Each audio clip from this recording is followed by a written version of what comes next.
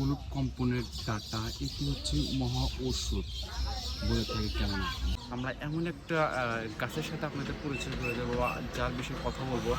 বর্তমান বাংলাদেশে এটির চাহিদা প্রচুর, কেননা এটি ভেষজ গাছ। এর যে গুণাবলী, এই গুণাবলী বলে শেষ করা যাবে না। প্রথমত এটি খেলে যাদের গলাটা ফিল করে তাদের জন্য এটি খুবই কার্যকরী একটি ওষুধ। রাত্রিতে ভিজিয়ে এটা পরের দিন সকাল বেলা এটা বাসি পেটে খেতে হয়।